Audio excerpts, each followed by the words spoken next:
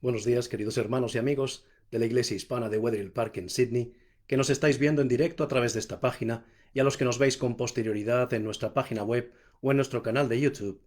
Sed todos muy bienvenidos. La lengua, tan pequeña como es, tiene un tremendo potencial tanto para lo bueno como para lo malo. Es decir, nuestras palabras pueden ayudar a los demás o pueden afectarles negativamente. El apóstol Santiago lo confirma en el capítulo 3 y versículos 9 y 10 de su carta, cuando nos dice: con ella bendecimos al Dios y Padre, y con ella maldecimos a los hombres, que están hechos a semejanza de Dios. De una misma boca procede bendición y maldición. Y Santiago termina diciendo: hermanos míos, esto no debe ser así. ¿Hablamos de manera educada a los extraños y con dureza a nuestra propia familia? ¿Hablamos cuidadosamente en la iglesia y nos comemos a nuestros compañeros de trabajo? ¿Hablamos dulcemente a alguien cuando está presente y lo crucificamos a sus espaldas? Hay algo que no es natural en esta dicotomía. Sin embargo, esto es desafortunadamente muy común en el ser humano, tanto en los tiempos en los que vivimos como en los de la Biblia. Lo vemos en el apóstol Juan, quien podía llamar hijitos a los lectores de sus cartas, pero en otra ocasión estuvo dispuesto a hacer descender fuego del cielo para condenar a una aldea entera porque no recibieron a Jesús como él pensaba que debían recibirle. Lo vemos también en Pedro, afirmando de manera vehemente que preferiría morir antes que negar a Jesús. Y sin embargo, pocas horas después, la misma lengua insistía añadiendo maldiciones y juramentos que no conocía a Jesús. Y si fuéramos honestos con nosotros mismos, reconoceríamos que nosotros también hemos padecido o padecemos lo que yo llamo el síndrome de la lengua bífida. Los niños cantan en inglés lo siguiente: palos y piedras pueden romper mis huesos, pero las palabras nunca podrán herirme. Pero eso no es verdad. Las palabras pueden causar heridas más profundas que las piedras y los palos. Un palo puede rompernos los huesos, pero una palabra puede herir nuestros corazones. Se puede hacer tanto daño con las palabras como con los puños, solo que las heridas producidas por las palabras no se ven en la piel y tardan mucho más en cicatrizar. La verdad es que las palabras tienen vida y poder en sí mismas, por eso no se las lleva el viento. Los rabinos judíos decían que la lengua era más mortal que la mano. La mano, decían, puede matar solo lo que está cerca, pero la lengua puede matar como una flecha aquello que está lejos en la distancia. Además de su gran potencial para el bien o para el mal, la lengua también es una de las partes del cuerpo más difíciles de controlar. De hecho, Santiago nos dice en el versículo 2: si alguno no ofende en palabras, es varón perfecto, capaz de refrenar también todo el cuerpo. ¿Quiere esto decir que el hombre puede llegar a la perfección controlando la lengua? Si fuera así, los sordomudos serían los únicos que lograrían alcanzar la perfección, ¿verdad? Sin embargo, para el apóstol Santiago, la perfección no significa vivir sin cometer pecado como algunos creen erróneamente, sino alcanzar la madurez espiritual, la cual, mediante la sabiduría y el poder vivificador de la Biblia, nos da la capacidad de ponderar nuestras palabras y, por ende, nuestras acciones. Controlamos poderosos caballos con un pequeño freno que les colocamos en la boca. Movemos grandes barcos con un pequeño timón. Aunque relativamente pequeños, estos objetos tienen la capacidad de controlar un todo mucho más grande que ellos. Del mismo modo, dice Santiago, la lengua, pequeña como es, dirige el rumbo de todo el cuerpo y puede marcar el rumbo de nuestra vida. Hoy nos vamos a centrar en los primeros 12 versículos del capítulo 3 de la epístola de Santiago. Os invito a que los leáis cuando tengáis oportunidad esta tarde o durante esta semana. La vida está regida en gran medida por las palabras que hablamos y por las que otros nos dirigen. Detengámonos a pensar por un momento en esta semana pasada y las experiencias que vivimos personalmente. ¿Cuánto del bienestar que experimentamos durante la semana fue producto de las palabras que alguien nos dijo? Un elogio, una palabra de aliento, el reconocimiento por un trabajo bien hecho, una palabra cariñosa de nuestro cónyuge, las palabras sinceras de un niño o de un amigo cercano, o tal vez por algo semejante que nosotros dijimos a alguien. Palabras como estas pueden iluminar nuestra mente y mantener nuestro corazón agradecido mucho tiempo después de haberse pronunciado. Pero del mismo modo, ¿Cuánta de nuestra insatisfacción en la vida durante la semana pasada fue producida por algunas palabras? Quizás dijimos una palabra fuera de tono a nuestro mejor amigo. Criticamos duramente a nuestro cónyuge o a nuestros hijos, o el jefe nos gritó sin un motivo aparente. Quizás dijimos palabras sin pensar que después fueron muy mal interpretadas, o alguien hizo alguna observación hiriente acerca de nosotros, alguien que no nos conoce realmente. Estas cosas nos pueden mantener despiertos durante toda la noche, carcomiendo nuestra paz mental y haciéndonos sentir molestos y desanimados por semanas o incluso meses.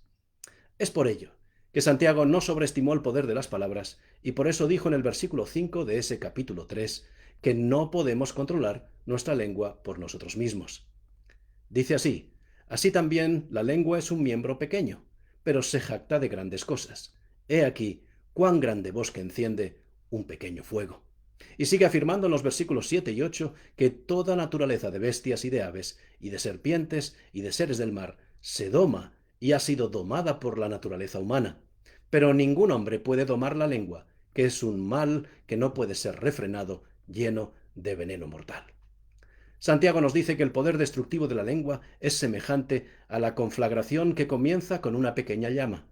Y es que, así como en un clima seco como el de Palestina, un fuego en el bosque acababa escapando a todo control casi inmediatamente, así de incontrolable puede ser también el daño que podemos causar con nuestra lengua. Cuando consideramos todos los perjuicios que las palabras pueden causar, calumnias, descréditos y muchos sentimientos heridos, podemos entonces comprender la actitud del la actitud de Santiago acerca de la lengua. Pero es que además de ello, la intención de Santiago aquí es prevenir de caer en comportamientos que contradigan el mensaje central de nuestra fe como cristianos. El uso no controlado de la lengua, la forma en que emitimos nuestras opiniones y junto con ellas nuestras emociones, siempre es un elemento muy delicado en las relaciones interpersonales.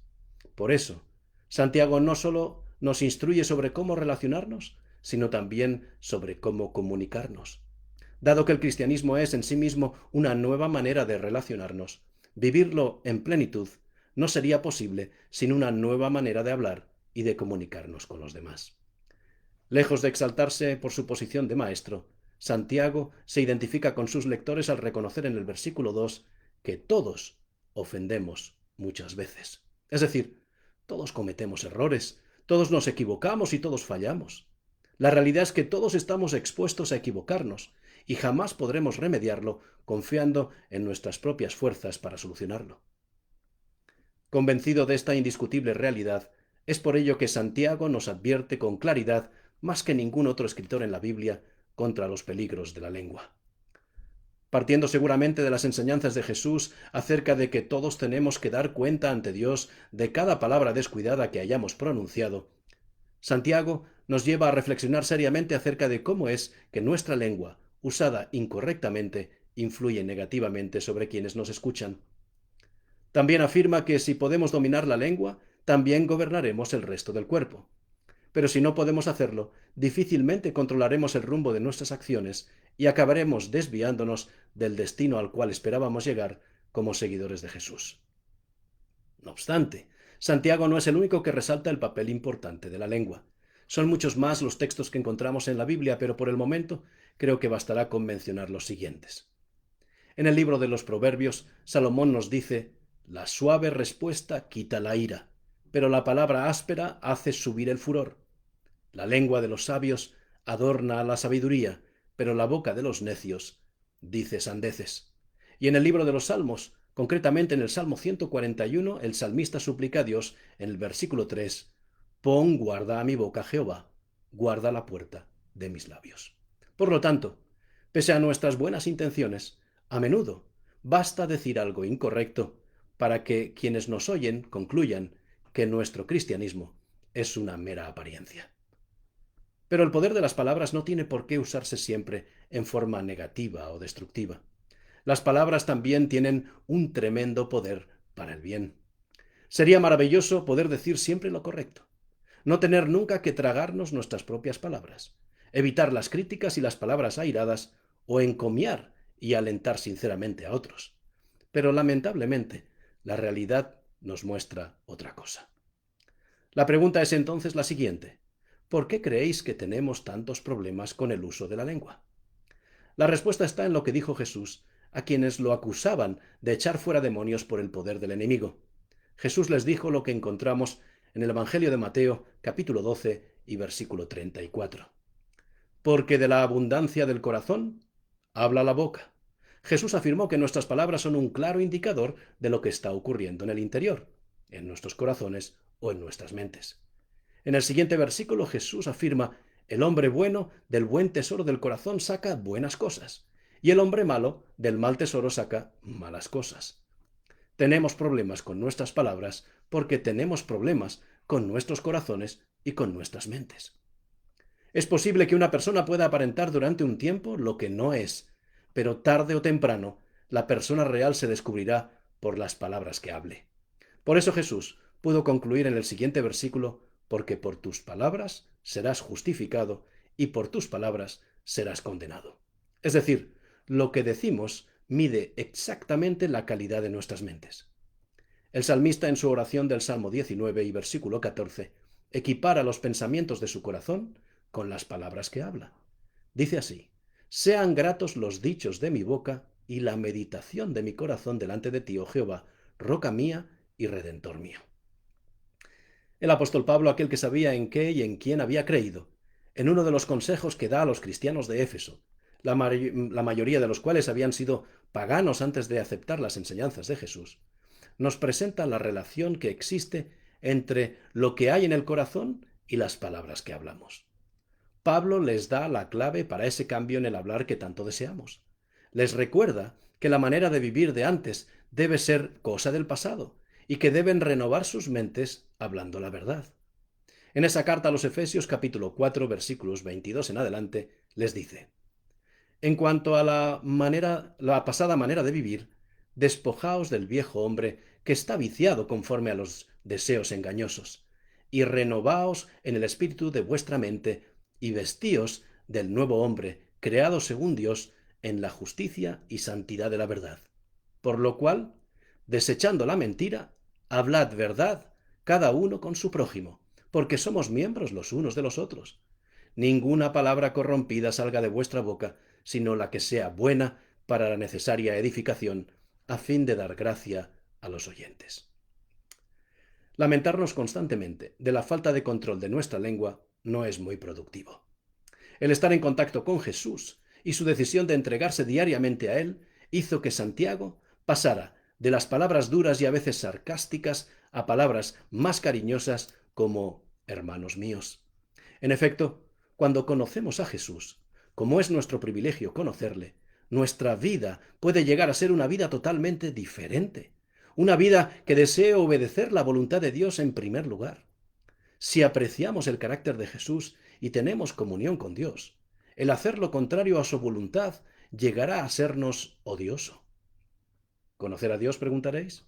¿Acaso el hecho de estudiar la Biblia no es prueba suficiente de que ya le conocemos? Conocer a Dios, todos lo sabemos, implica mucho más que eso. Recordemos que Santiago, que era el hermano de Jesús, lo conocía desde su infancia, y aún así, con sus palabras insultó y lastimó más de una vez al propio Jesús. Lo que pasa es que Santiago, y en ocasiones nosotros también, no había entendido que sólo es posible conocer a Dios a través de Jesús. Jesús fue el único ser humano en esta tierra capaz de controlar siempre sus palabras. Y no es extraño que también fuera el único que, en todo momento, ejerció de maestro correctamente, sin dejarse arrastrar por las enseñanzas que imperaban en sus días. Nos cuenta la historia que todo niño judío estaba rodeado por los requerimientos de los rabinos. Había reglas rígidas para cada acto, aun para los más pequeños detalles de la vida. Los maestros de la sinagoga instruían a los jóvenes acerca de incontables reglamentos que los israelitas ortodoxos debían observar. Pero Jesús no se interesaba realmente en esos asuntos de la ortodoxia. Desde niño actuó independientemente de las leyes rabínicas. Jesús estudiaba constantemente las sagradas escrituras del Antiguo Testamento y estaba siempre sobre sus labios las palabras: así dice Jehová. Quizás porque Jesús era tan amable y discreto, los escribas y ancianos suponían que recibiría fácilmente la influencia de sus enseñanzas. Probablemente le instaban a recibir las máximas y tradiciones que habían sido transmitidas desde los antiguos rabinos, pero Jesús siempre pedía verlas autorizadas en la palabra de Dios. Jesús estaba dispuesto a escuchar toda palabra que procediese de la boca de Dios, pero no podía obedecer aquello que inventaban los hombres.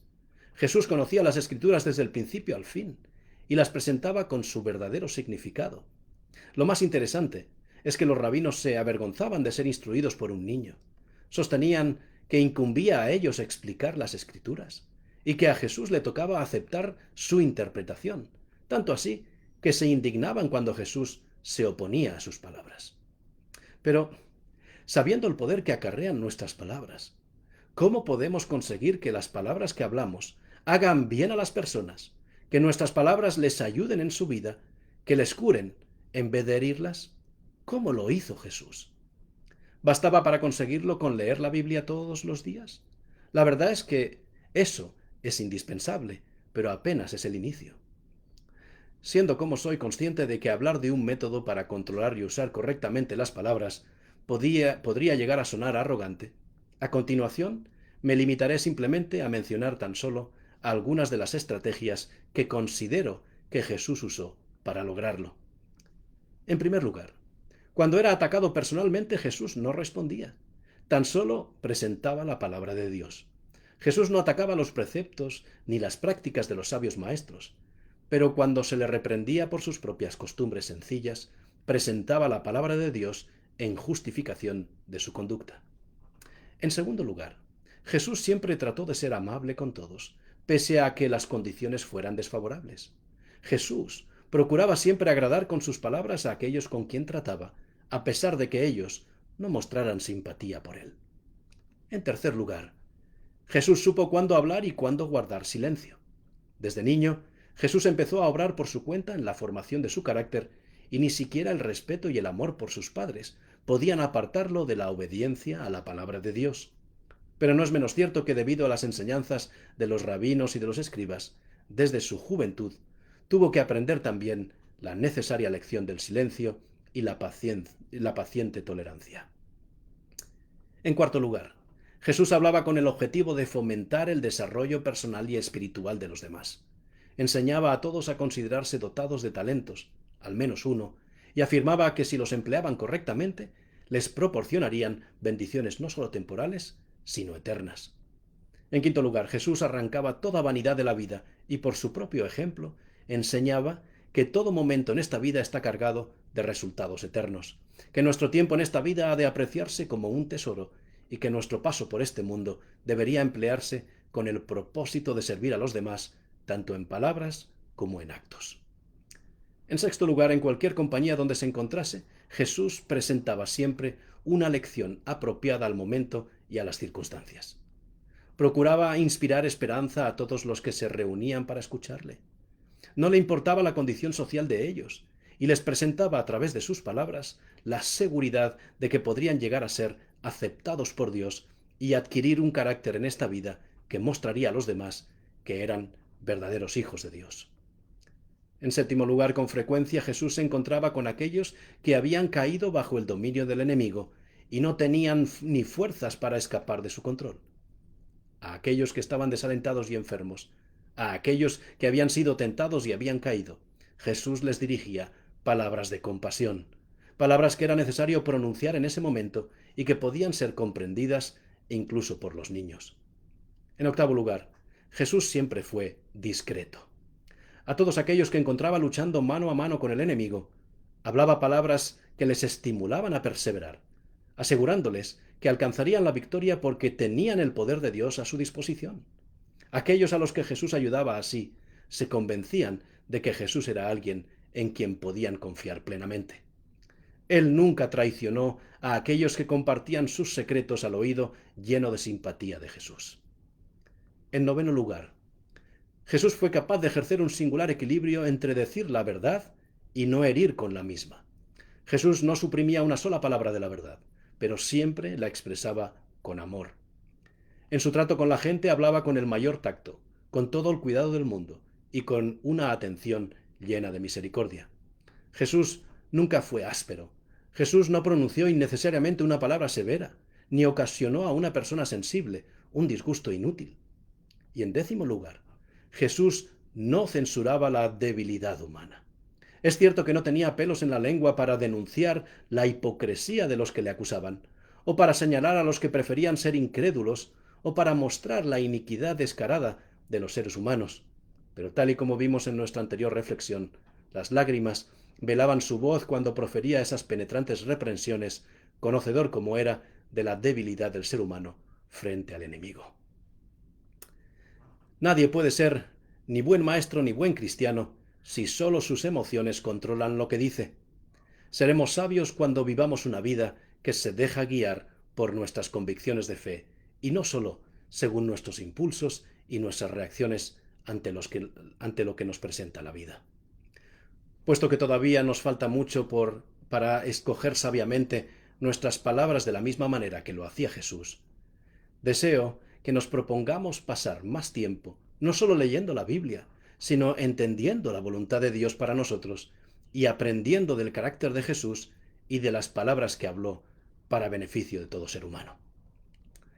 Jesús presentó en el Evangelio de Juan, capítulo 13 y versículo 15, el método para conseguir que nuestras palabras sean siempre pronunciadas para el bien de los que nos rodean.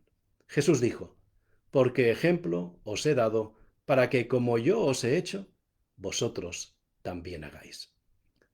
Jesús nos dio su ejemplo. Ahora nos toca a nosotros ponerlo en práctica. ¿Te animas a probarlo? Que Dios te bendiga abundantemente en esta semana.